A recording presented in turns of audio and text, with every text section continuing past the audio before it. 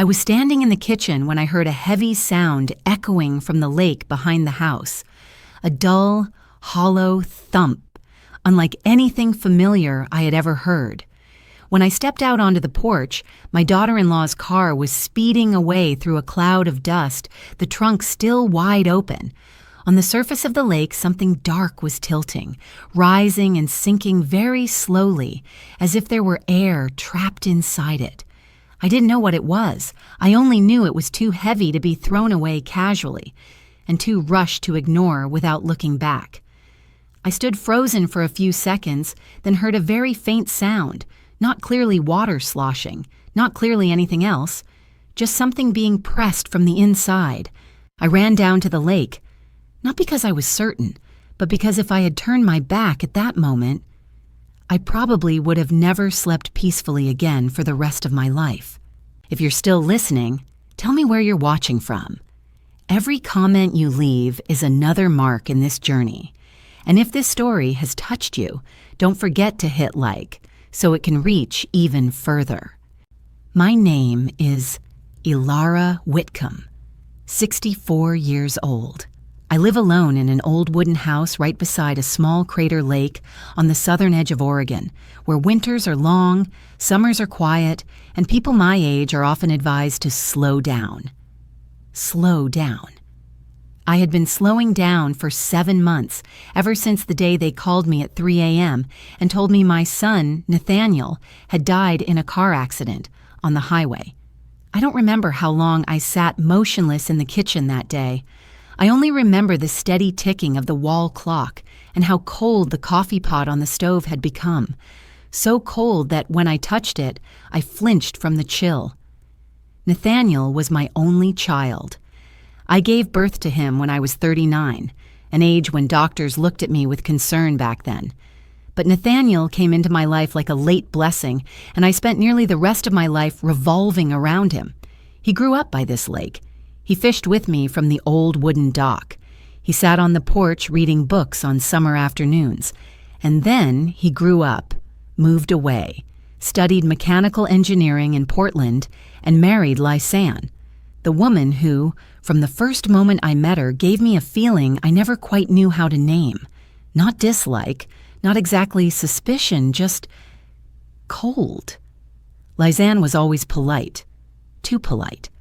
Her smile was always measured, her voice always controlled, her eyes always seemed to be calculating something behind them. I never had proof that she was a bad person, but I also never once felt truly at ease around her. After Nathaniel's funeral, the relationship between Lysanne and me nearly froze solid.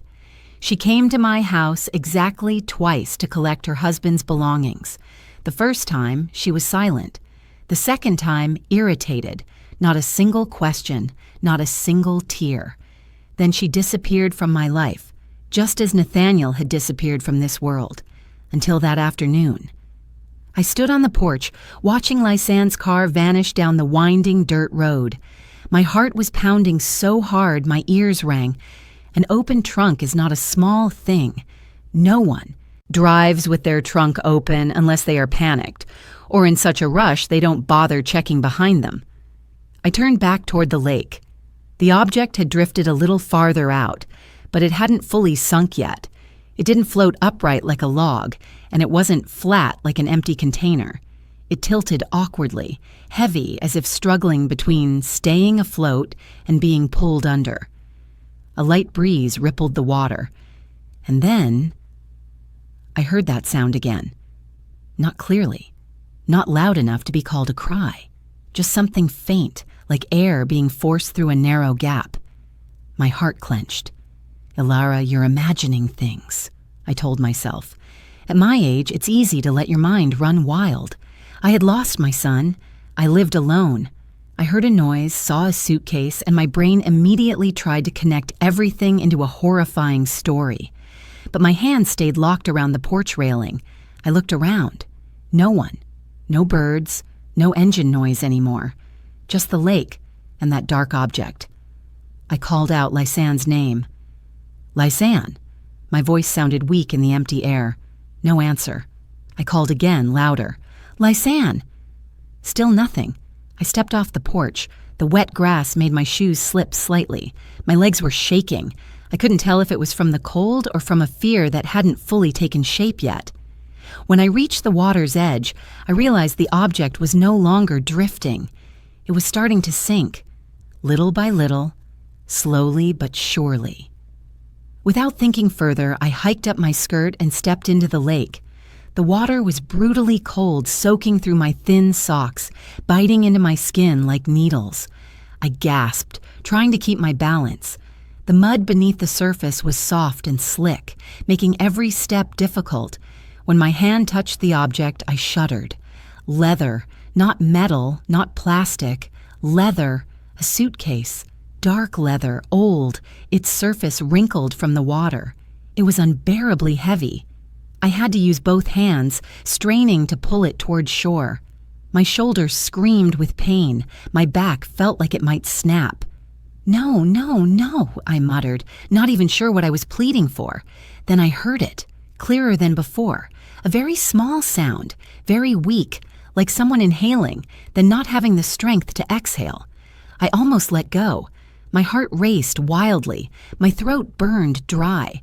I dragged the suitcase onto the shore, letting it rest on the wet gravel. Water streamed out through the seams. I knelt in front of it. My hands were shaking so badly I could barely grip the zipper. "Elara, stay calm," I whispered to myself. "You don't know anything yet." But I did, not logically, instinctively. I pulled the zipper. It stuck. I yanked harder. It tore open with a harsh screech. The smell hit me first, dampness, lake water, and something else. Something I recognized from years ago when I was a young mother, the smell of milk. The suitcase opened. In that moment, my world stopped. Inside was a newborn baby, wrapped in a thin blanket soaked through. Its skin was pale. Its lips were blue. Its eyes were tightly shut. So small it felt like my heart was being crushed. I reached out and touched its chest. Cold. Far too cold. I pressed my ear down. At first, I heard nothing. 1 second, 2, then a faint breath. Almost non-existent. But there. "Oh my God," I gasped, tears spilling uncontrollably. "No, this can't be." I lifted the baby. It was so light it terrified me, like I was holding something that could disappear at any moment if I loosened my grip. I stood up, unsteady. My legs ached, but I felt none of it. I knew only one thing. This child was still alive. The baby was so light that I was afraid if I breathed too hard, it would dissolve in my arms. I stood frozen for a few seconds by the lake, my mind blank, but I didn't faint the way I always imagined someone would in a situation this horrifying. Maybe because the fear was too specific, too real for my body to allow collapse. I didn't have that right. Not now. I pulled the wet blanket tighter around the baby and pressed it against my chest. The small, freezing body against my clothes made me shiver, but it also snapped me back into reality. It was breathing, weakly, unevenly, but breathing. That alone was enough to make me start running. I don't remember exactly how I ran from the lake back to the house. I only remember gravel cutting into my feet, wet grass clinging to my skirt, and my heartbeat pounding so loudly it drowned out everything else. I didn't dare look too closely at the baby's face. I was afraid if I did, I would see something that would steal my courage. So I focused on the path ahead, each step, each familiar stretch of ground leading back to the old wooden house. When I pushed open the kitchen door, the room felt terrifyingly quiet. The wall clock was still ticking steadily, as if the world had no idea a life was hanging by a thread. I set the baby down on the kitchen table and swept everything aside. Dishes, old newspapers, a dried flower vase, everything clattered to the floor. I didn't care. I just needed a flat surface. My hands were shaking so badly, I had to take several deep breaths before I could dial the phone. I called 911. Part of me was afraid I wouldn't be able to speak, that my voice would break into meaningless sounds. but when the calm voice of the dispatcher came on the line, something in me latched onto that steadiness like a lifeline. 911, what is your emergency? I found a baby, I said, my voice rough. A newborn. It was in the water. It's very cold. Where are you located? The voice asked, not raising her tone. I gave my address slowly, carefully, as if saying a single word wrong would cause everything to collapse. I heard typing on the other end. An ambulance is being dispatched, she said. Now I need you to follow my instructions, okay? I nodded instinctively, then realized she couldn't see me. Okay, I said. Please, hurry. Place the baby on a dry, flat surface, she instructed. If the clothes are wet, remove as much as possible and use dry towels to dry the baby. Do you have towels? I looked around as if my familiar kitchen had suddenly become foreign. Yes, I said, then ran to the bathroom, grabbing every clean towel I could find. I rushed back, knelt by the table, and began drying the baby with movements that were clumsy and desperate. Its skin was so cold I had to bite my lip to keep from sobbing. I wiped its chest, its tiny arms like fragile twigs, its little legs. I was afraid of hurting it, but even more afraid that if I was too gentle, I wouldn't warm it in time. Wrap the baby in dry towels, as many layers as possible, the dispatcher said. Keep the baby warm. Hold the baby against your body if you can. I did exactly that, pressing the baby to my chest, using what little warmth my aging body could offer. I bent my head down, pressed my cheek to its forehead, cold, but not as icy as at the lake. I listened for its breathing, counting each breath like counting the last seconds of time. It's breathing, I said, more to reassure myself than anyone else. Very weak. That's good, she replied. Keep doing what you're doing. The ambulance will arrive in a few minutes. A few minutes. Just a few minutes. But to me, they stretched into a lifetime. I sat on the kitchen floor, my back against the cabinets, the baby cradled in my arms. I began to rock gently, instinctively, a slow rhythm I didn't realize I still remembered. I whispered sounds that weren't really words, just soft murmurs, as if I were speaking directly to my own heart. Don't give up, I whispered, not sure who I was speaking to. Please, don't give up. The ambulance siren sounded in the distance, faint at first, then growing louder. When I heard it, a surge of strength rushed through me. I stood, unsteady, walked to the door, and flung it open as if they could see me from the road. Red and blue lights flickered against the old pine trees, reflecting off the lake behind the house. 2 paramedics rushed in, one middle-aged man with graying hair and a younger woman with her hair pulled back neatly. They looked at me, then at the baby in my arms, and their expressions changed instantly. Here, I said, my voice suddenly small. I found the baby in the lake. The woman gently took the baby from my arms. The way she held it made my chest ache and ease at the same time. Professional, firm, but never rough. The man opened his medical bag, pulling out equipment and a thermal blanket. Severe hypothermia, he said after a quick check. Signs of water aspiration. I stood there with empty arms, feeling as if the one thing keeping me upright had been taken away. I wanted to ask everything, whether the baby would live, whether they could save it. But my throat locked tight, no words coming out. Would you like to come with us? The man asked, looking straight at me. I nodded immediately. Yes, I'm coming. They placed the baby on a small stretcher, wrapped it in a warming blanket, and fitted an oxygen mask. I followed them out, climbing into the ambulance with shaking legs. Inside, the lights were bright, the smell of antiseptic sharp. Machines hummed steadily, cold, clinical sounds, but strangely, they made me less afraid. Here, at least, there was order. There was process. There was hope. The ambulance started moving, the siren wailing through the early night. I sat on the side bench, my hands clasped tightly together, staring at the baby lying amid wires and machines. It looked smaller than ever, as if a strong gust of wind could carry it away. "What is your relation to the baby?" the woman asked, watching the monitor while adjusting the oxygen mask. I opened my mouth, then stopped. I didn't know how to answer. I didn't know what I was to this child. I'm the one who found the baby," I said finally. She nodded and didn't ask anything else. The ambulance sped through familiar roads leading into town. I looked out the window at closed shops and houses sunk into darkness. Other people's lives were continuing as usual, while mine had just turned onto a path I had never prepared for. When the ambulance stopped in front of the hospital, everything moved very fast. The rear doors opened, cold air rushed in. The baby was wheeled out and I followed, almost running. The emergency department doors swung open, harsh white lights making me squint. "NICU," someone said. "Prepare the NICU." I was held back in the hallway as they pushed the stretcher through the automatic doors.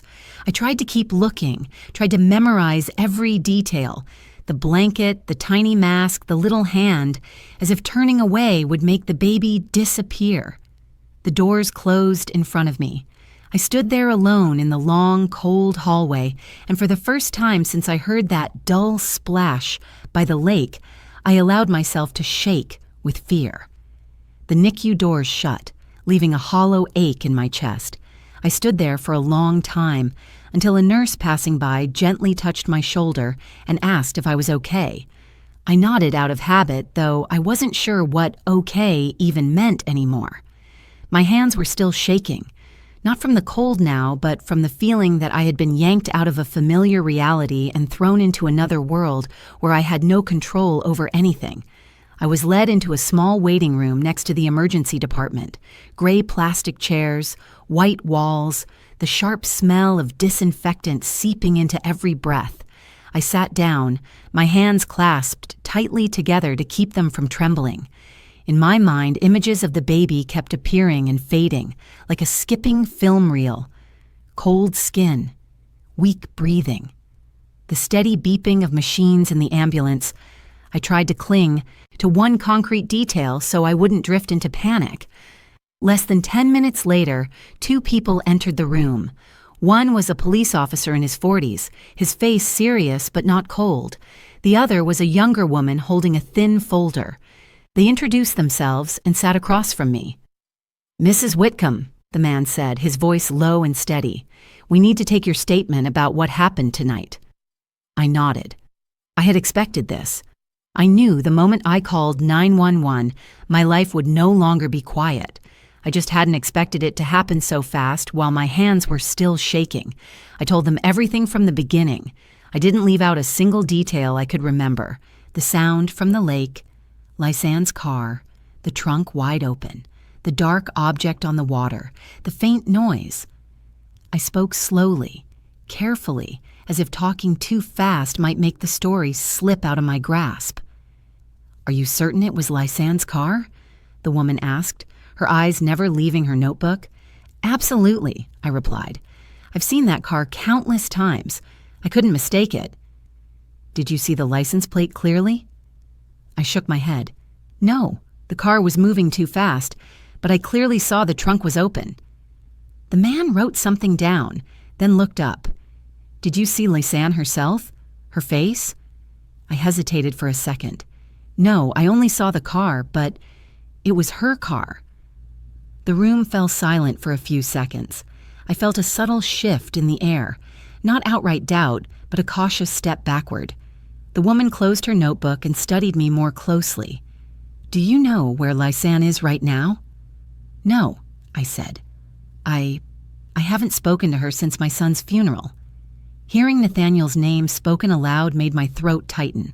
The man nodded, his expression softening slightly.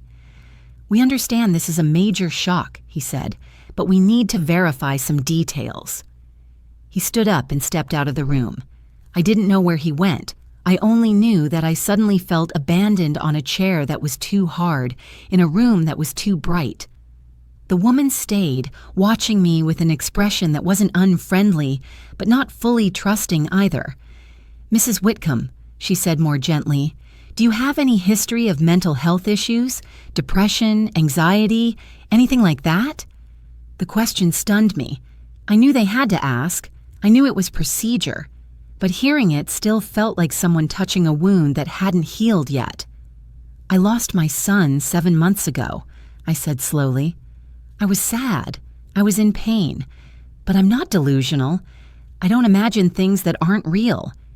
She nodded and wrote something down. Are you currently taking any medication? I took a mild sedative for a few weeks after the funeral, I answered honestly, but I stopped a long time ago. She didn't say anything else, just nodded. But in her eyes I saw something that weighed heavily on my heart. Hesitation. Not cruelty, but the kind of caution people reserve for those who have suffered a great loss, whose memories might be colored by grief. The man returned, holding a tablet. He set it on the table and turned the screen toward me. Mrs. Whitcomb, he said, we've done a quick check of traffic camera data near your area. My stomach tightened. Lysan's vehicle, he continued, was recorded at a gas station about 20 minutes from your house, around the same time you said you saw it leaving the lake. I stared at the screen. A blurry image appeared. A gray SUV, the same model as Lysan's, parked by a gas pump. A timestamp was clearly visible below it. That's impossible, I said, my voice higher than I wanted. I saw it, I'm sure. We're not saying you're lying, the man replied quickly. We're saying there's a discrepancy we need to understand. Maybe the camera is wrong, I said, even though I could hear how weak my own words sounded. Or it wasn't exactly the same time. The woman tilted her head slightly. Is it possible you're mistaken about the timing? That the incident happened earlier or later than you think? I opened my mouth, then closed it. I remembered the afternoon light, the angle of the sun on the lake, the ticking clock in my kitchen. But memory isn't something you can weigh against digital data. I knew that. Maybe, I said at last, but I'm not mistaken about the suitcase.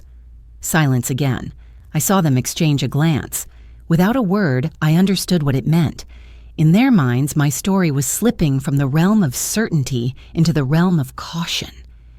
The man let out a quiet breath. Mrs. Whitcomb, we need you to understand that we have to consider every possibility, especially in a serious situation like this. What about the baby? I asked, my voice trembling. If you don't believe me, what will happen to the baby? My question hung in the air. The woman looked at me, her expression softening slightly. The baby is being cared for, she said. Our top priority is the baby's safety. But if you think I'm mistaken, I pressed, unable to stop myself, if you think I imagine this, then Lysan won't be searched for, and if she really did this... I couldn't finish the sentence. I didn't dare. The man stood up, resting his hands on the table. We will continue investigating, he said, but you also need to rest. You've been through a very difficult night. Rest. The word felt absurd. When they left, I remained alone in the brightly lit room, feeling as though I had been removed from the center of my own story. I was no longer the woman who saved a baby. I was a witness, and worse, a witness they didn't fully trust.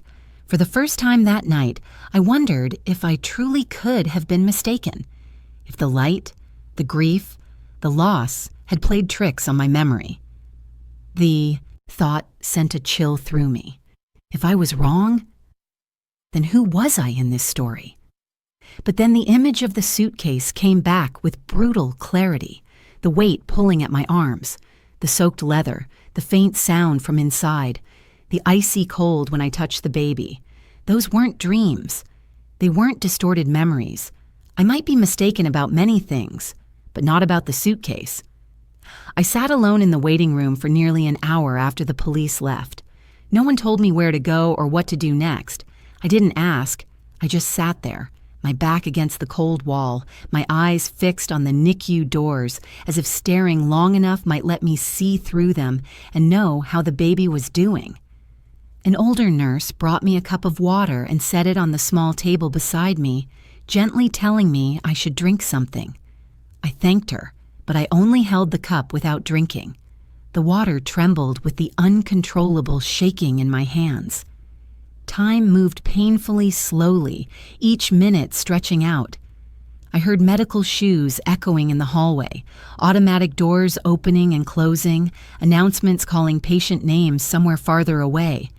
Everything continued as normal while inside me there was only a heavy emptiness. Finally, a doctor stepped out from the NICU area. He looked to be in his 50s, with graying hair and a calm, measured voice. He studied me for a moment before speaking, as if weighing each word. "Mrs. Whitcomb," he said, "the baby is a bit more stable now. We're keeping the baby warm and supporting breathing.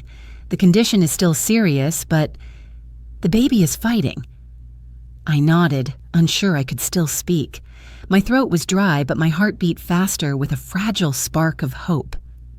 "We need to run some tests," he continued, "including a DNA test." I looked at him, not immediately understanding. "To do what?" "To identify relatives," he said. "In cases like this, we need to know who the baby belongs to, whether there are any biological family members. That's very important for care and future decisions." I fell silent. Part of me had expected this, but hearing it spoken aloud still felt like something quietly breaking inside me. I didn't know who this baby was. I didn't know where it came from. I only knew I had found it in a suitcase. "Are you willing to provide a sample?" the doctor asked calmly. I nodded. Yes, if needed. A nurse led me into a small room to take a cheek swab. The process was quick, almost mechanical. I sat there, watching the swab touch the inside of my mouth, wondering what I was stepping into. I didn't allow myself to think too far ahead. I just followed instructions, one step at a time, as if not thinking would make it easier. Then came more waiting. I left the hospital after it was fully dark, but I didn't go home. I couldn't.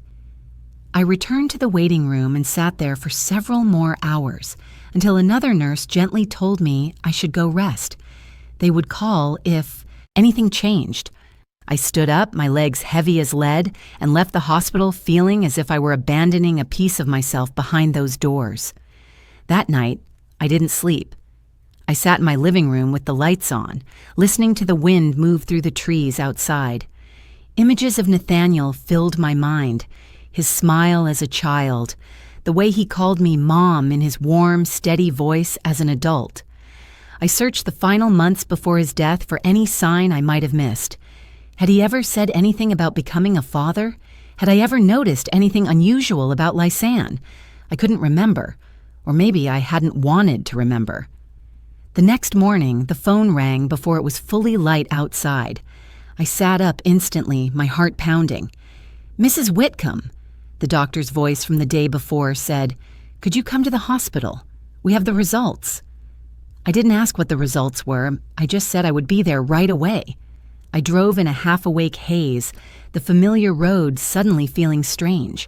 When I arrived, they led me into a small consultation room. The doctor was there, along with a woman I recognized as a hospital social worker, and a man in plain clothes I assumed was a police officer. The air in the room felt heavy. "Mrs. Whitcomb," the doctor said slowly, "the DNA results confirm that you have a direct biological relationship with the baby." I held my breath. "Specifically," he continued, "you are the baby's biological grandmother." I heard the words, but my mind couldn't process them right away. Biological grandmother. The two words hovered in the air, refusing to connect. I looked from one person to another, waiting for someone to say there had been a mistake. "That can't be," I whispered. "My son, Nathaniel, he's dead. He didn't have a child." The police officer lowered his head slightly, his voice turning more serious. "According to the results, the baby is Nathaniel's child." I felt the floor tilt beneath me. I gripped the edge of the chair to keep from falling.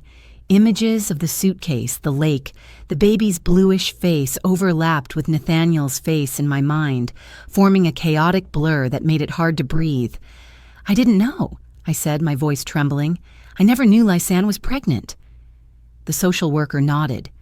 "We only just learned that as well. Based on medical estimates, Lysanne was already pregnant before Nathaniel passed away.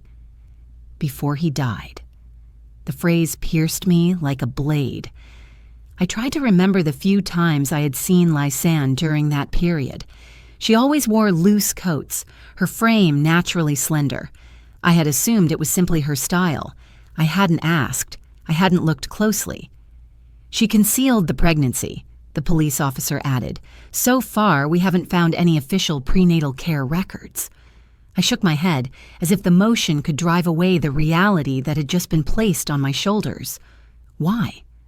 I asked, almost pleading. Why didn't she tell anyone? No one answered right away.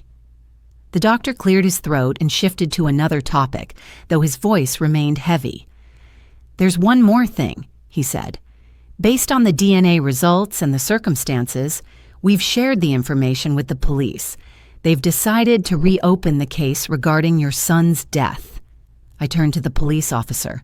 He nodded in confirmation. Nathaniel's accident, he said, was initially ruled as a loss of control on a wet road, but with the new information, we need to re-examine it. Re-examine it how?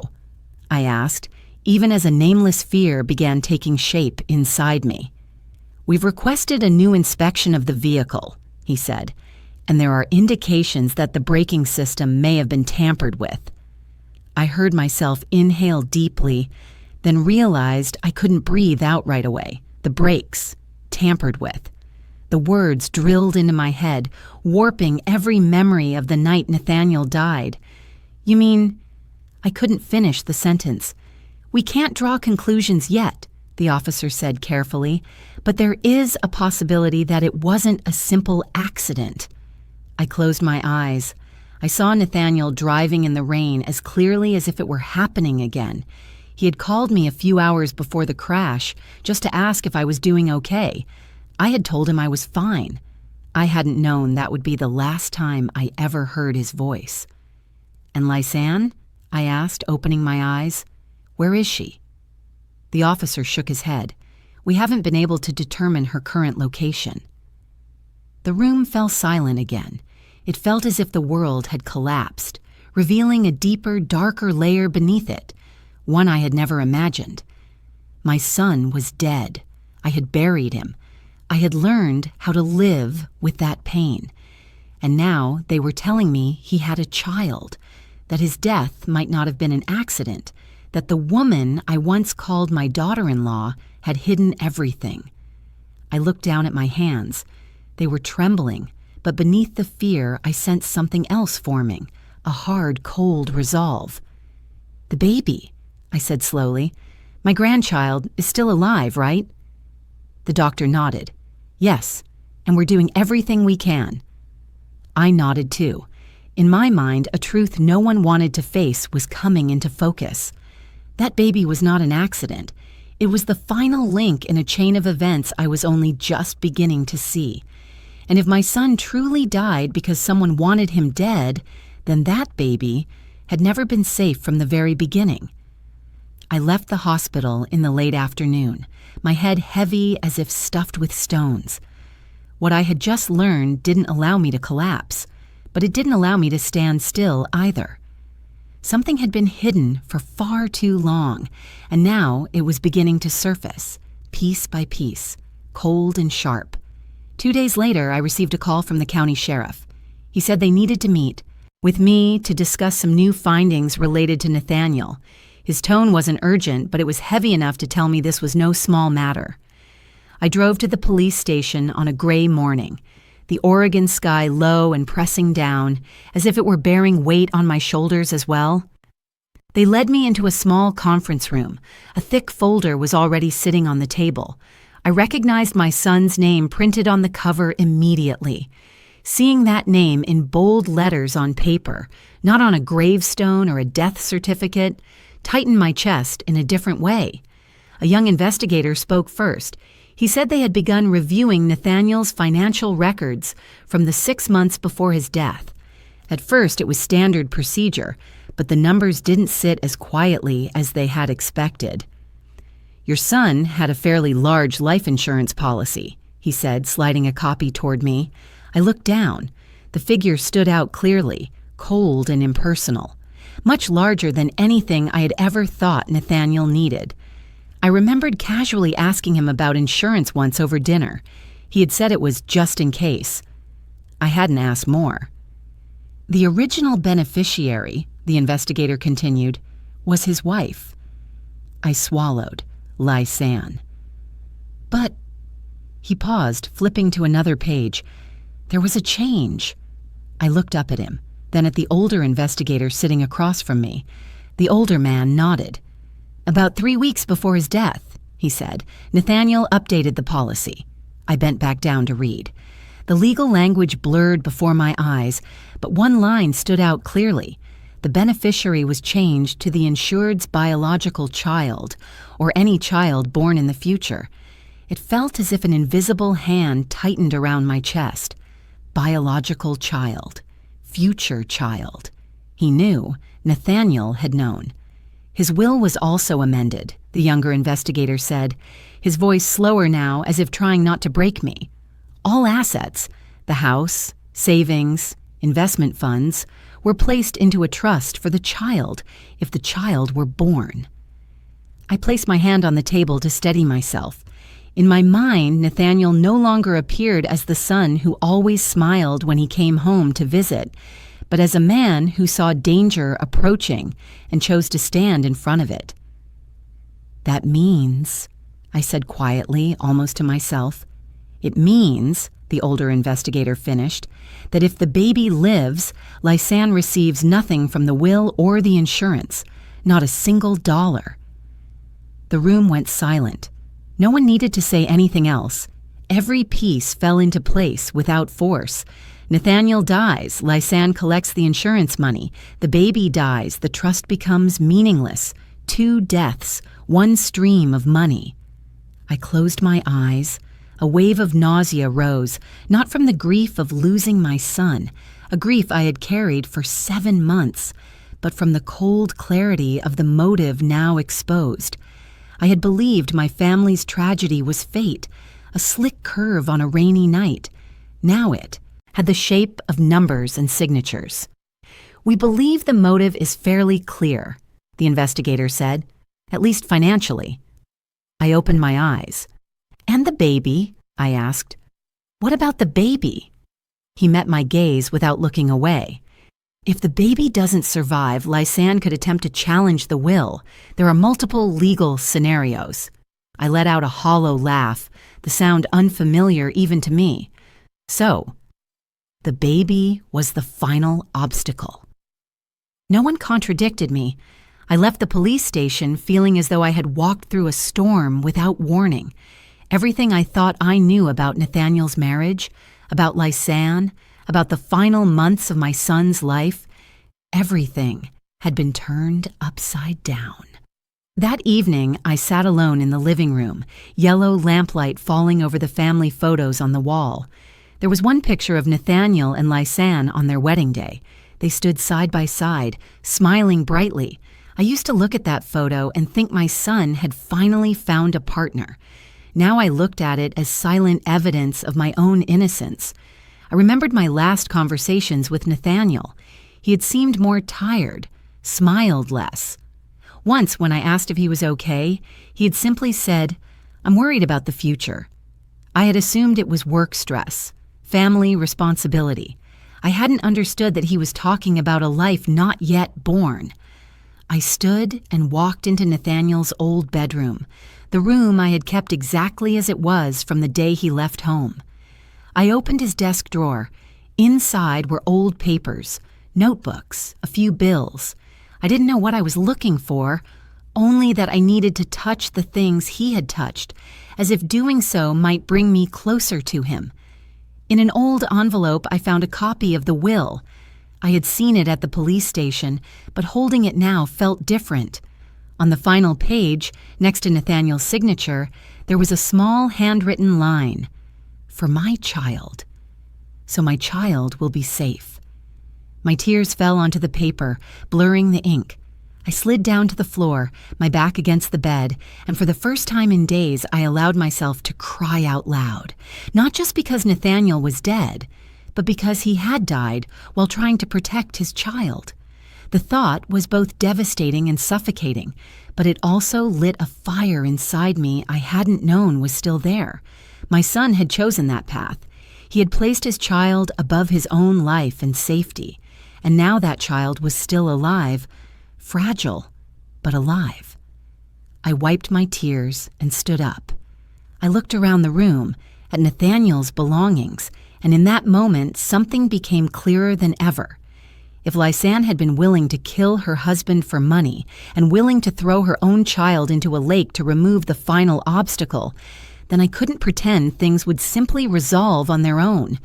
No miracle appears unless someone steps forward to protect what matters. My son had done his part. Now it was my turn. I wasn't an investigator. I wasn't a lawyer. I was just a mother, and now a grandmother. But I knew one thing for certain. That baby existed because Nathaniel paid for it with his life, and I would not allow that death to be meaningless. That night, I returned to the hospital. I stood behind the NICU glass, looking at the baby lying there, tiny among tubes and machines. Its chest rose and fell weakly but steadily. I placed my hand against the glass and whispered, even though I knew the baby couldn't hear me. "Your father did everything for you," I said, "and your grandmother will too."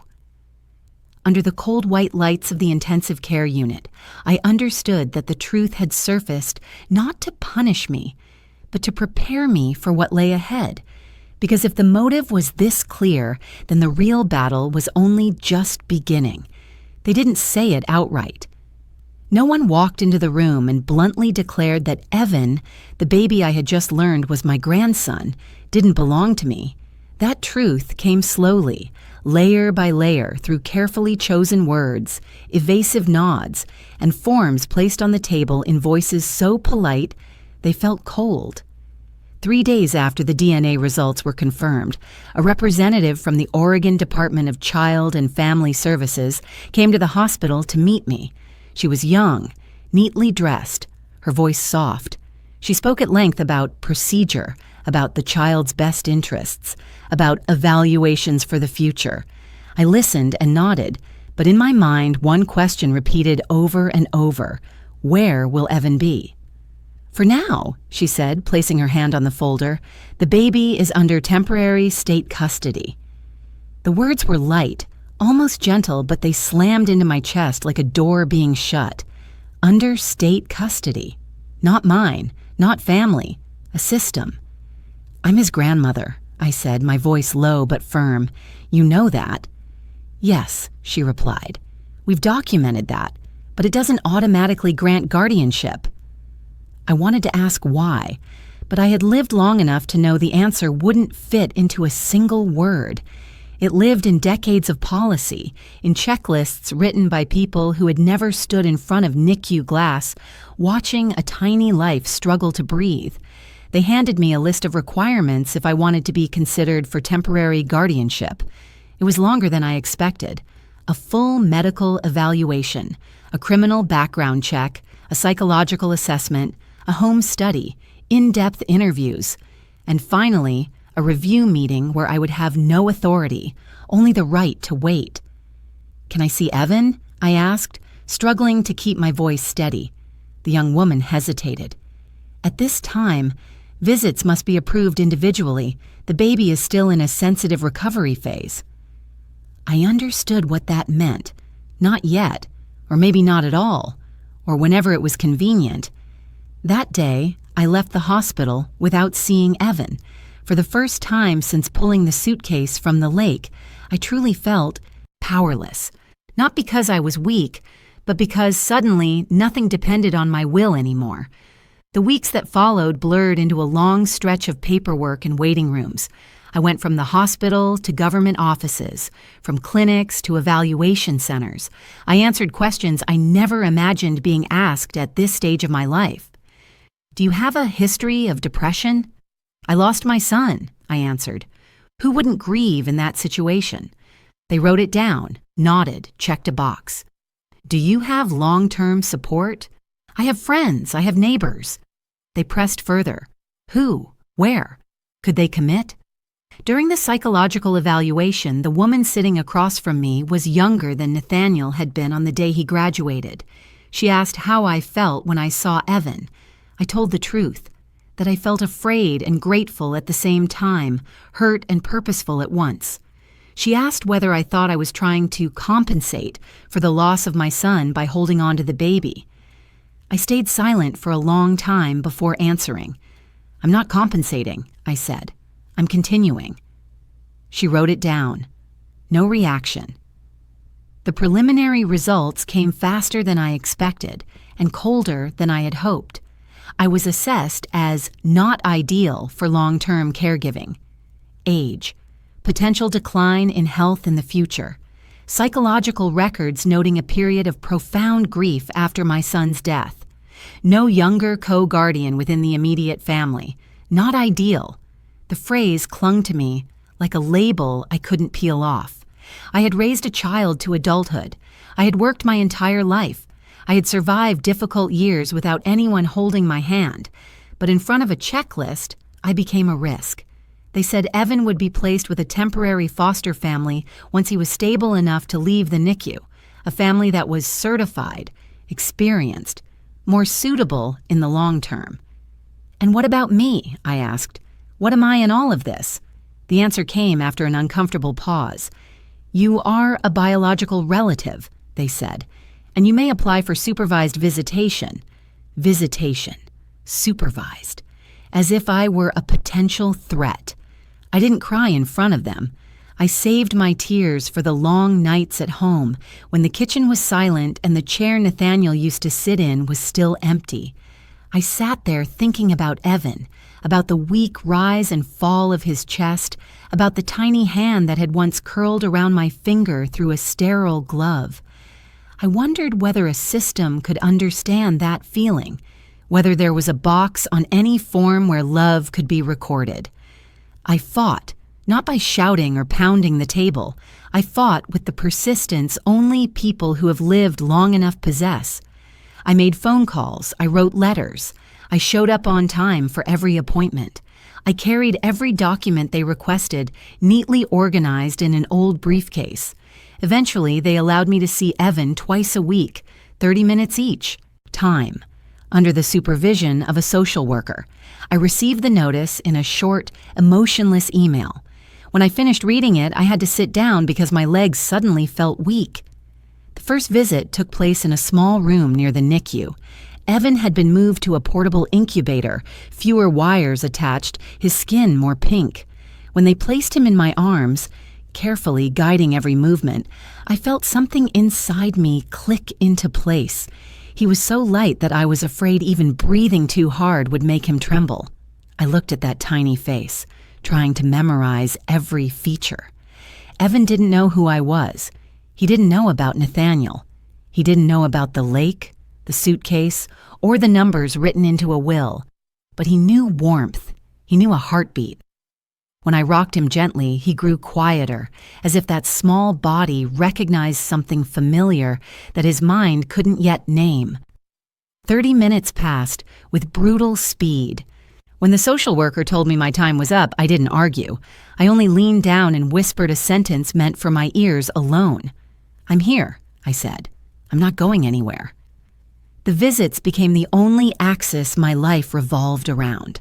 I measured time by the distance between moments when I was allowed to see Evan. Everything else, paperwork, evaluations, meetings, was just noise. Evan was the only reason I stayed upright, the reason I got out of bed every morning, the reason I didn't let myself slide into darkness. There were days I went home and wondered whether I was fighting the inevitable, whether the system would crush me without mercy, whether one day they would say it was enough and Evan would disappear from my reach forever. But every time that thought surfaced, I remembered Nathaniel, the handwritten line in the will, the truth that my son had not stepped back when he knew he could lose everything.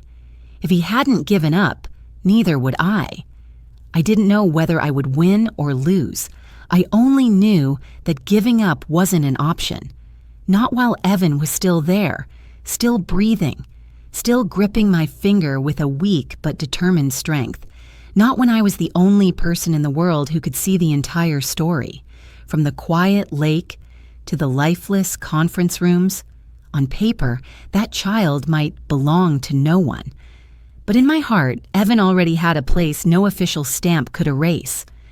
I was washing my only coffee mug in the sink when my phone vibrated on the kitchen table. The sound was too loud in the quiet house, making me flinch. I wiped my hands on a towel, glanced at the screen once, then turned away. An unknown number. I had learned not to answer calls like that since the day Nathaniel died. Wrong numbers, sales voices, strangers who didn't know how small my world had become. I let the phone vibrate 2 more times, then silenced it. But just as I turned my back, a chill ran straight down my spine. Not a vague intuition, something specific, familiar, as if someone had just touched the house from the outside. I turned back and picked up the phone. The screen lit up again. Same number. I answered before I could think any further. "Mrs. Alara," the voice said slowly, low and calm in a way that made my skin crawl. "You finally answered." I didn't need to ask who it was. That voice, even after 7 months, carried the same artificial rhythm I had recognized the very first time we met. "Lysanne," I said. Not loud, not shaking. I surprised myself. There was a soft exhale on the other end, like a soundless smile. "I knew you'd recognize me." My heart pounded, but my mind felt strangely cold. I leaned against the kitchen counter, gripping the phone so tightly my knuckles turned white. "Why are you calling?" I asked. "To talk," she replied. "About Evan." The name made my stomach tighten. Evan. She said it as if she had the right. "You have nothing to say to me," I said, "and nothing to do with him." A quiet laugh followed. "Don't pretend to be righteous with me, Alara. I know Evan is alive." The sentence dropped like a stone. Even though I had prepared myself for this possibility, hearing it spoken still knocked my breath off rhythm. "You don't know anything," I said, even knowing how weak it sounded. "I know enough," Lysanne said. "I know you pulled him out of the lake. I know the hospital ran tests. I know you're his grandmother. Did you really think that could stay hidden forever?" I closed my eyes briefly. That meant she had been watching, or someone had told her. Or worse, she had never gone as far away as I thought. "What do you want?" I asked bluntly. Her voice lowered, slower now, as if she were explaining something perfectly reasonable. "I want what belongs to me." "Evan doesn't belong to you," I said, and this time my voice didn't stay calm. "You threw him into the lake." "That was an accident," Lysanne said immediately, without hesitation. "I panicked. I had just given birth. I wasn't in control." I let out a dry laugh. "You think I believe that?" "You don't have to believe it," she replied. "You just have to understand that I'm his mother. The law is more on my side than you think." I didn't answer. I walked slowly toward the small desk in the living room where I kept Nathaniel's old voice recorder. A strange habit, holding on to my son's things as if he were still somewhere in the house. I pressed record and set the phone on speaker. "Go on," I said. "What do you want?" "Money," Lysanne said without circling it, "and Evan." The bluntness almost made me feel relieved. No pretending, no hiding. "How much?" I asked. "Not how much," she corrected. "Everything, the insurance, the trust, what Nathaniel left for the baby." I swallowed hard. "And if I refuse?" "Then I'll show up," Lysanne said calmly, like she was talking about the weather. "I'll see a lawyer. I'll tell a different story. That you panicked, that you made things up, that you stole my child." "Who do you think will believe you?" I asked. "People tend to believe the younger one," she replied. "More stable, less loss." A cold anger rose inside me. Not explosive, but the kind that comes from living long enough to understand the cruelty behind words like that. "You will never touch Evan again," I said slowly. "I swear it." Lysanne laughed, Don't make promises you don't have the power to keep. I'm giving you two options. Either you hand Evan over to me along with access to the assets, or I make this very ugly. I'm recording this call, I said, not sure why I said it out loud. There was a pause of a few seconds. I could hear her breathing through the speaker. You think that scares me? Lysanne said. I've survived worse.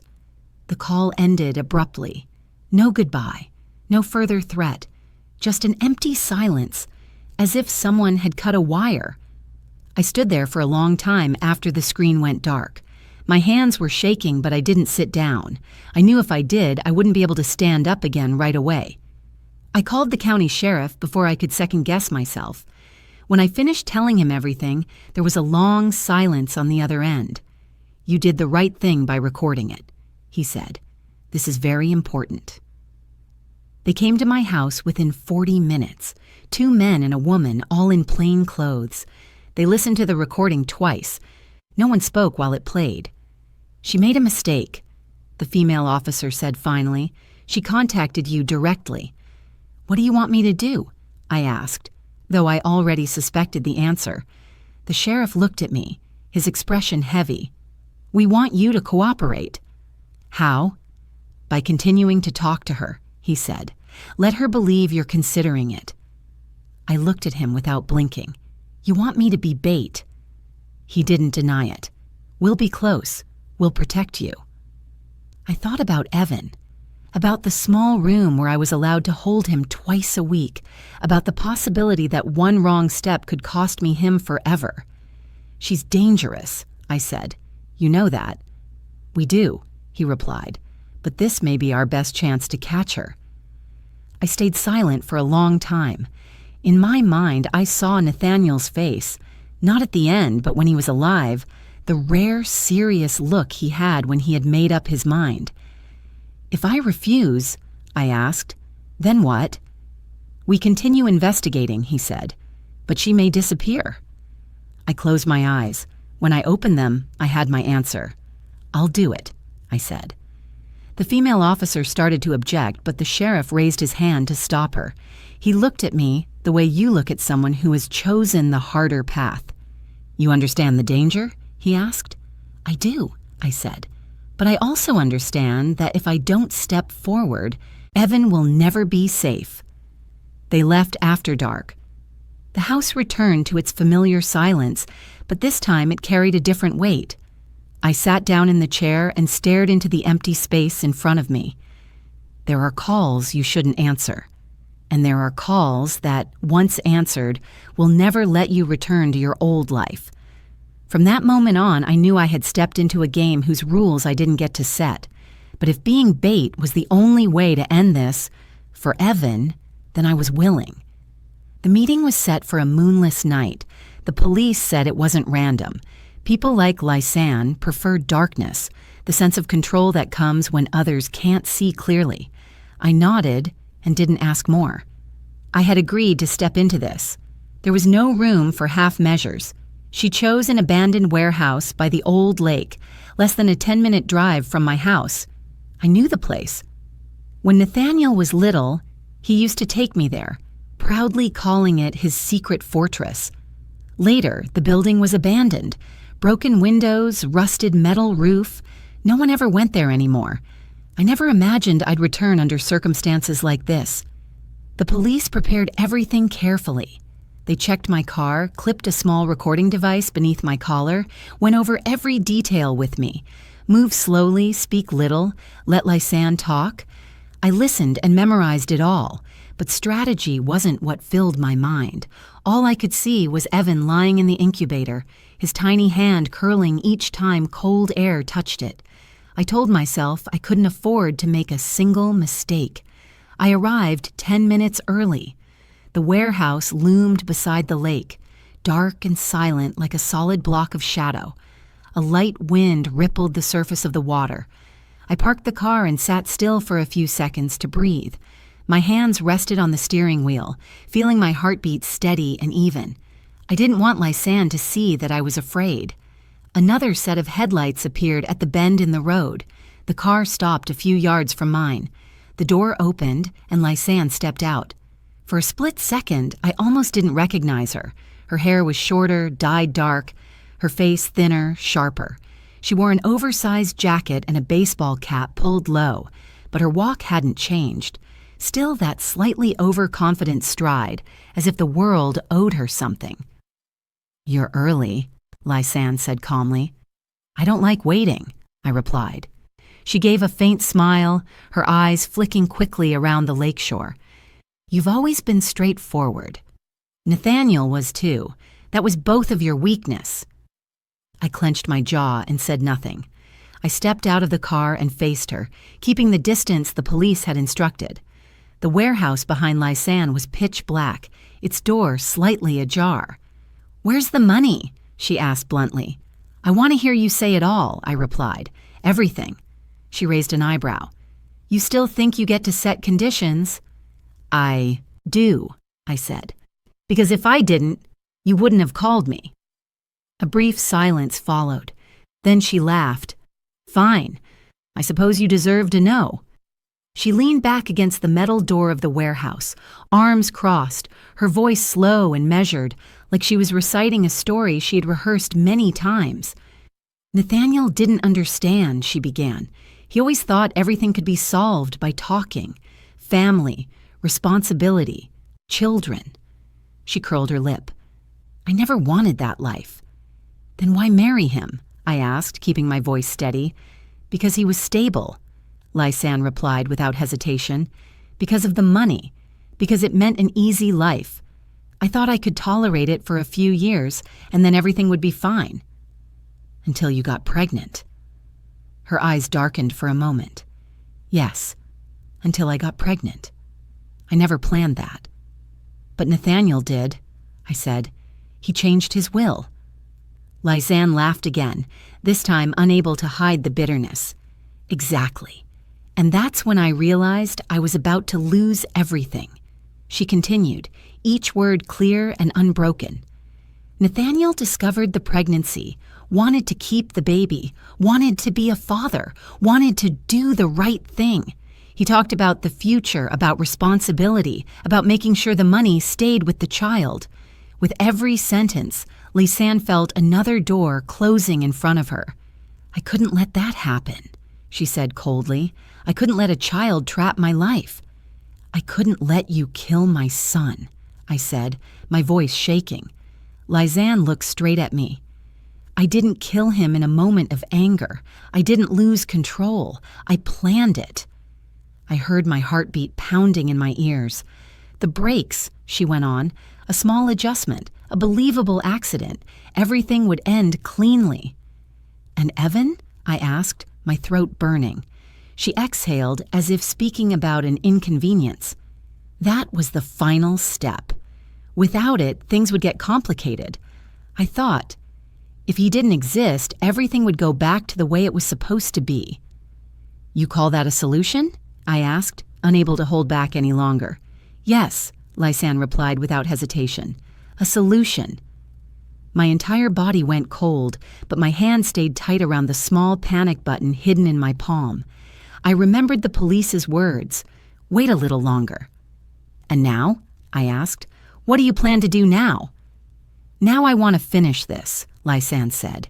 "You hand Evan over to me. You hand over the money. I disappear. You get to live out the rest of your grief-stricken but peaceful life." "I won't do that," I said. Her eyes darkened. "I gave you a chance." In a movement so fast I barely registered it, Lysanne pulled a gun from inside her jacket. The metal flashed under the car lights, cold and terrifyingly real. "I didn't want to do this," she said, her voice perfectly steady. "But I don't have a choice anymore." I didn't step back. I looked straight at her, and in that moment I no longer saw my former daughter-in-law. I saw a stranger who had chosen this path a long time ago. "Evan will never belong to you," I said. My finger pressed hard on the panic button, 3 times, just like they had told me. The sound that filled my ears wasn't a siren, but a sharp explosion that tore through the air. The gunshot echoed off the warehouse walls and dissolved into the surface of the lake, leaving a suffocating silence behind it. I felt a powerful force shove me backward. Everything slowed down for a brief heartbeat. I didn't know where the bullet went. I only knew that in that moment, the line between life and death was so thin I could feel it against my skin.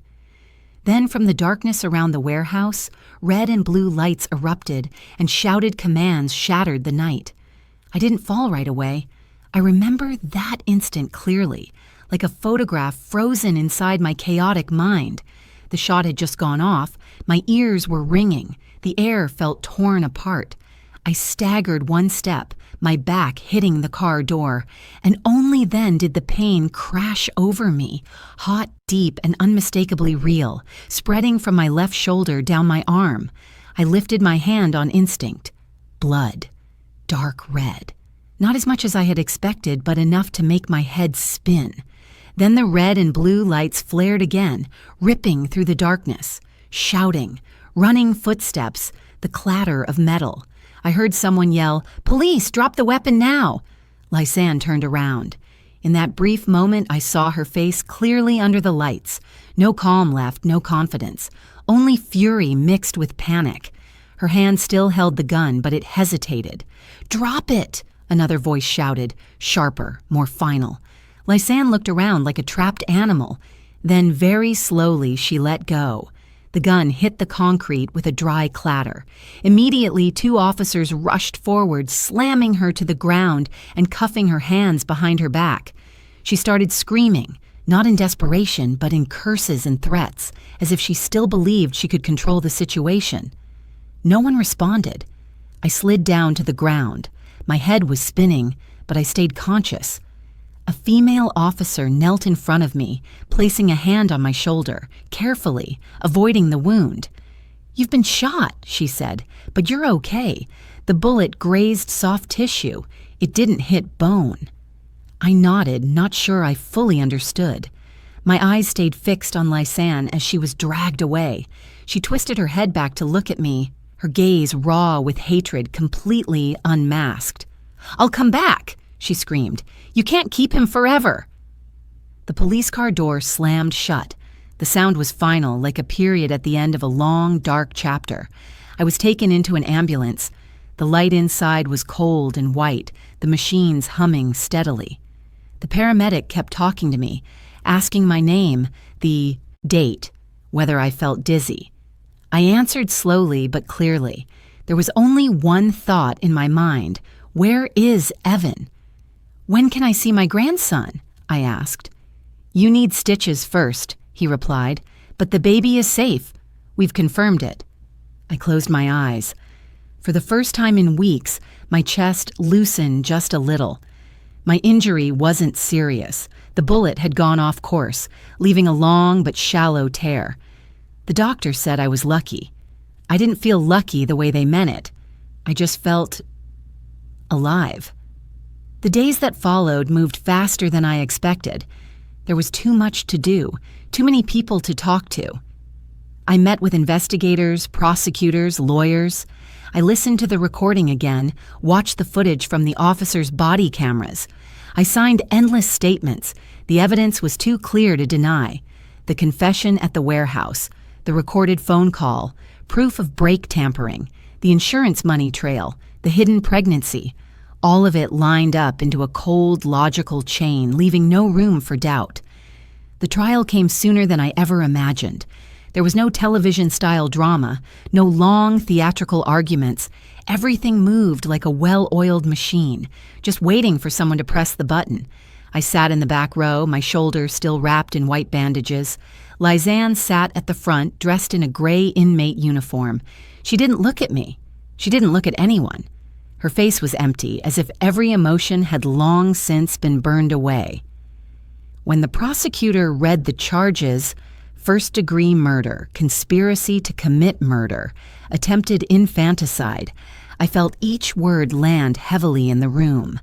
Not because I was shocked, but because what I had known in my bones was finally being spoken out loud, publicly, beyond denial. The sentence was handed down on a rainy afternoon. Life imprisonment, no parole, no possibility of reduction. Lysanne didn't cry. She didn't scream. She only gripped the edge of the bench as if trying to hold on to something already lost forever. I left the courthouse in silence. There was no sense of victory, only a quiet emptiness, like when the storm finally passes, leaving the ground soaked and the sky pale gray. Justice had arrived, but it didn't bring the relief people always promise.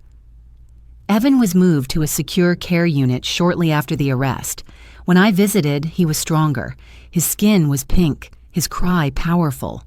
When the nurse placed him in my arms, I felt the true weight of a life growing, no longer as fragile as the day I pulled the suitcase from the lake.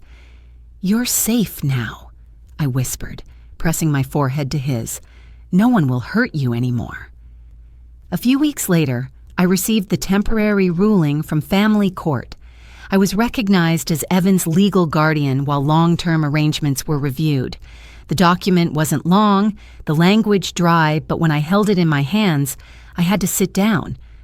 I thought of all the times they had said I wasn't ideal, all the forms, the judging looks. And in the end, it was the truth, harsh and painful, that had opened this path. Evan slept in the crib beside me as I read the ruling for the third time. His breathing was deep and steady. I looked at him, and for the first time, I allowed myself to believe that the future wasn't completely dark. Justice came late. It didn't save Nathaniel, it didn't erase the months of fear, but it came soon enough to keep Evan in this world. And for me, that was everything I could have ever asked for. I brought Evan home on a cloudy morning, the Oregon sky low and gentle, as if deliberately slowing its pace with mine. My small car carried one more life now, and even though everything had been prepared carefully, I still felt like I was doing something both familiar and entirely new. The car seat in the back had been installed by a young social worker who patiently walked me through every step, as if afraid I might forget how to do something basic. I thanked her and smiled, but inside I knew no set of instructions truly prepares you for this moment. When the tires rolled onto the familiar driveway in front of my house, I turned off the engine and sat still for a few seconds. The house stood there. The same old home with its weathered wooden porch, the north window Nathaniel had repaired during the summer he turned 35. I opened the back door of the car and leaned down to look at Evan. He was asleep, his tiny hands curled, his breathing even. I lifted him out, feeling the true weight of responsibility settle into my arms. As I stepped over the threshold, I realized the house had been silent for far too long, the kind of silence left behind by a place once full of voices, then suddenly stripped of its rhythm. I placed Evan in the new crib by the living room window where the morning light filtered in softly. I stood there watching him, and suddenly the room felt like it had gained another breath. Old age and a newborn are not a gentle combination. I understood that on the very first night. Evan woke at 1 a.m., then 3 a.m., then 5 a.m. I fumbled with the bottle, counting each scoop of formula like I was solving a difficult equation. My back ached. My knees crackled when I bent down to lift him. There were moments when I stood in the kitchen, my hands shaking, wondering if I was pushing myself too far. There were moments of suffocating fear. I laid Evan down in his crib and stared at his chest, waiting for the rise and fall. I checked the room temperature, checked the locks, checked everything so many times that even I could feel myself wearing down. Every small sound outside the porch made me flinch. Every night I slept half awake, ready to spring up at the first sound of his cry. But alongside the exhaustion were moments of healing I never expected. Evan has a small habit. When held close against my chest, he lets out a very soft breath, like a tiny sigh of relief. The first time I heard that sound, I stood completely still for minutes, afraid to move. I realized then that it wasn't only me holding him. He was holding on to me too, in the only way a baby knows how. In the mornings, when sunlight touches the curtains, Evan opens his eyes and looks around with a seriousness that's almost funny. Once he looked at me for a long moment, then slightly curved his lips. Not quite a smile, just the faintest change. But my heart tightened. Nathaniel had that same look when he was little, the look of someone weighing the world before deciding to accept it. There are details that hurt so much I have to turn away. The way Evan wrinkles his nose when he's displeased, the way he grips my finger with surprising strength, even a small mark on his chin, a trace so much like Nathaniel when he turned 2. I don't try to find my son in Evan, but Evan brings those things with him, like an unavoidable reminder. The house slowly came back to life in very tangible ways. The sound of the bottle sterilizer replaced the long silence. The living room light turns on at midnight, no longer to illuminate loneliness, but to make sure a small life is safe.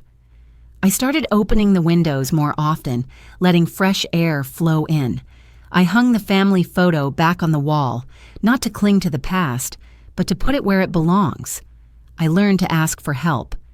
A neighbor brought over a pot of hot soup on my 3rd day home. An old friend came to watch Evan so I could sleep for an hour. I used to think asking for help meant admitting weakness. Now I understand it's the only way to keep going.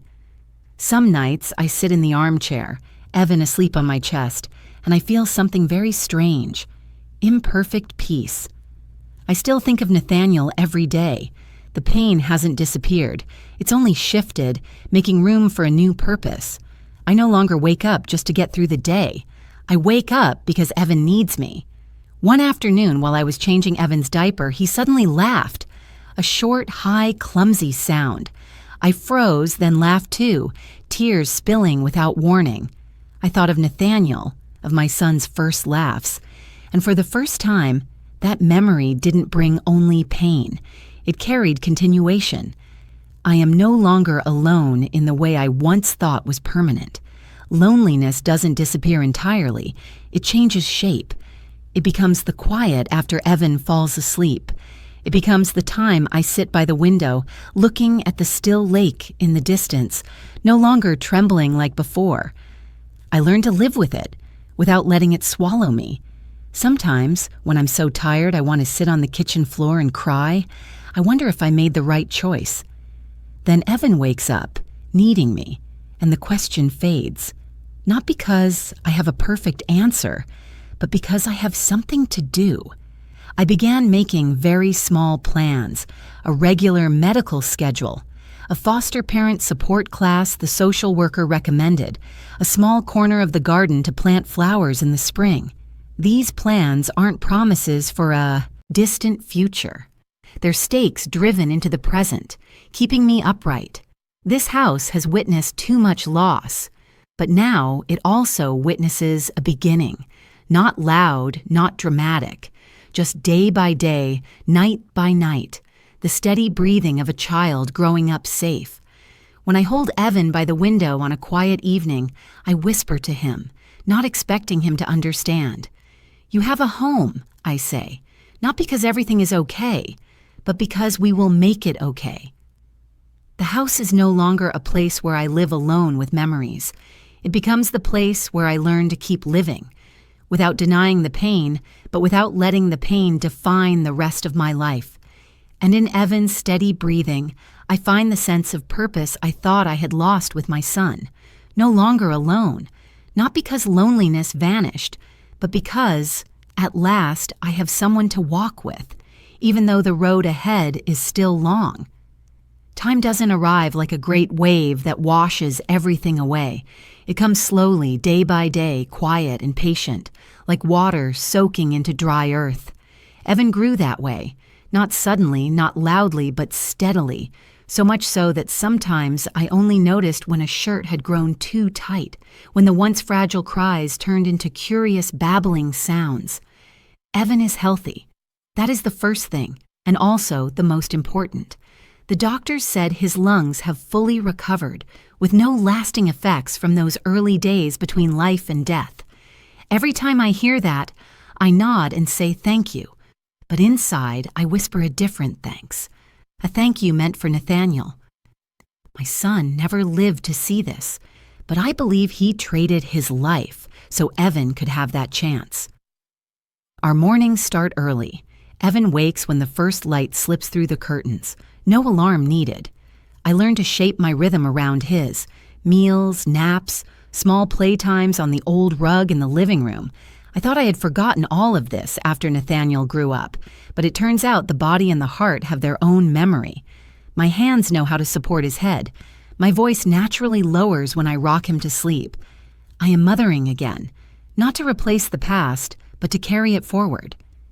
When Evan began to say his first words, I knew I would have to face a question I had postponed for a long time. He asked it naturally, one quiet afternoon, as we sat together on the porch, watching leaves fall. "Where's Dad?" Evan asked, his voice small but clear.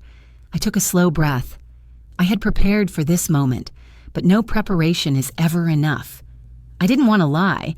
I also didn't want to place a burden on a child.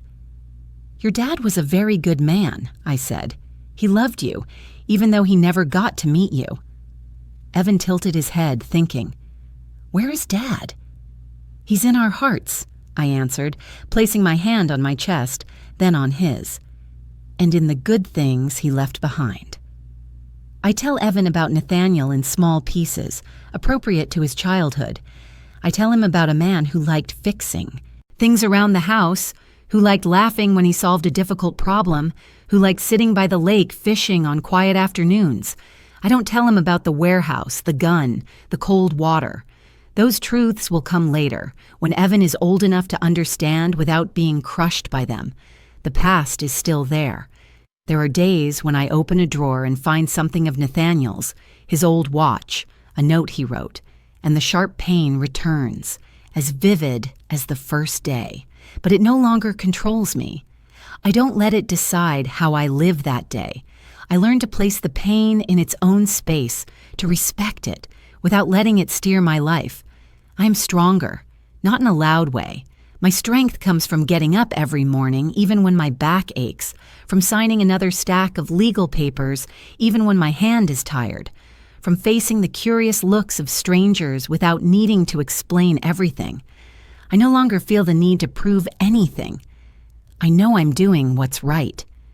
Some evenings, when Evan is fast asleep, I sit alone in the living room, the warm yellow light falling on the photos on the wall. Nathaniel on his graduation day, Nathaniel on his wedding day, and now Evan in oversized pajamas, smiling at the world. I look at those 3 images and see an unbroken current. My son is no longer here in flesh and bone, but his love remains, clearer and more tangible than ever. Evan is proof of that. Every time he laughs, every time he falls and stands back up, I see Nathaniel there, not as a ghost of loss, but as part of a life that continues. I don't have to imagine it. I only have to look. Someone once asked me, during one of those rare conversations, if I had any regrets.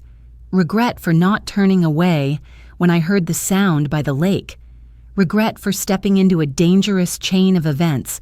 Regret for choosing the hardest path. I answered immediately without thinking.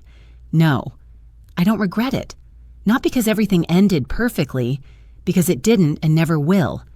I don't regret it because if I could return to that moment, I would still run down to the lake. I would still pull the suitcase out. I would still choose Evan, no matter the cost. Time does not erase blood ties. It doesn't make me forget Nathaniel, and I don't want to forget him. It only teaches me how to carry that memory without collapsing under it. It teaches me that love doesn't end when someone is gone.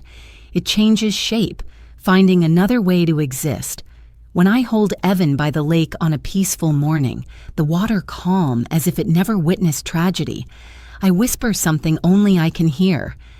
"Your dad brought you here," I say, "and I'll stay for as long as I can." Evan doesn't understand everything. He only grips my hand tightly as children do. But in that grip, I feel a bond time cannot erase, a thread woven from blood, from choice, from unconditional love. I lost my son, but I did not lose my ability to love. and as long as Evan grows up. In those arms, I know I am living, not in the past, but in its meaningful continuation. I still remember that moment clearly, even though enough time has passed for everything around it to change. The lake that day was not violent at all. It was still, almost gentle, reflecting the pale gray sky of what seemed like an ordinary afternoon. If someone had looked from a distance, they would have seen nothing but calm water, a few small ripples, and wind moving through the trees. But I know that just one step more, and I could have turned away. If I had chosen to stay in the kitchen, pretending I heard nothing, if I had convinced myself it was just a harmless sound, not worth an older woman like me taking a risk. If I had chosen familiar safety over a vague instinct, just one different choice, and everything would have gone down a path with no return. If I had turned away, Evan would be gone. There would have been no suitcase pulled from the water, no faint breathing heard in that decisive moment, no emergency call, no ambulance lights, no long days in the hospital, no sleepless nights of fear and hope. Evan would have been only a name no one ever knew, a life erased before it could exist in anyone's memory. And so would I. There are losses that don't kill you immediately, but leave you living on like a shadow. If I had turned away that day, I would have lived the rest of my life with a question that never had an answer. Every time I looked at the lake, I would have wondered, what if I had run down? I would have carried that weight to the end of my days, heavier even than the pain of losing Nathaniel. People often think courage means having no fear. The truth is different. I was terrified. I was afraid of falling, afraid of the cold, afraid of facing something too terrible to endure. I was even afraid that I might be wrong, afraid it was all a misunderstanding that would make me look foolish. But love was stronger than that fear. Not loud love, not the bravery of the young. It was the quiet love of a mother who had already lost a child, who understood that some things, if you don't do them in that moment, you never get another chance. It was love without promises, without guarantees, simply the force that pushes you forward even when your legs are shaking. That love was stronger than age. I've heard many people talk about the limits of old age, that we should slow down, stay safe, let others handle difficult things. Maybe they're right in many cases. But age does not take away the ability to choose what's right. It doesn't erase the responsibility of the heart, and it certainly doesn't make love weaker. There are days when I'm very tired. My back hurts. My hands shake. Some mornings, it takes me longer to get out of bed, but not once have I thought I was too old to love, too old to protect, or too old to do what needed to be done. That love was also stronger than evil. Evil often appears reasonable. It has reasons. It has motives. It calls itself a solution. Lysanne believed what she did was necessary to protect her own life. She chose to erase whatever stood in her way. But evil, no matter how many layers of logic it wears, cannot withstand the light when the truth is pulled up. Just like that suitcase years ago forced to rise to the surface. I didn't defeat evil with strength or exceptional intelligence. I simply didn't turn away. I chose to run toward the sound, toward the thing that frightened me most. And that choice changed everything. Now, when I stand by the lake on quiet mornings, I look at the water without trembling as before. I don't forget what happened. I don't want to forget. But the memory is no longer an open wound. It becomes a reminder that in this life there are very brief moments when your choice determines not only someone else's fate, but how you will live with yourself afterward. Evan runs around the yard, his laughter filling the air. He doesn't know his life once hung on a few seconds. He only knows there is a home, a pair of arms, and a world safe enough for him to grow up in. And that is enough. I chose not to turn back, not because I was certain I would win, not because I thought I was stronger than others, but because I knew that if I didn't step forward, I would never forgive myself. There are choices you can't redo. And looking back on the road behind me, with all the loss, the fear, and even the small miracles, I know I chose right. Not because of the outcome, but because of the reason I walked forward.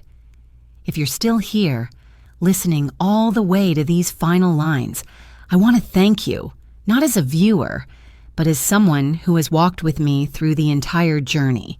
Tell me where you're watching this story from. A busy city, a small town, or a quiet place you call home. And I want to ask you something, honestly. If it were you, in that moment by the lake, when everything was still uncertain and frightening, would you run toward the sound? Or would you turn away, like so many of us have done in life? Leave a comment. It doesn't have to be long, just real. I read every line, and I believe your story deserves to be heard too. If you see yourself in this story, in the fear, in the choice, in unconditional love, please press like and stay with me by subscribing to the channel, because there are still many stories left untold, and maybe one of them will help someone out there find the courage not to turn back.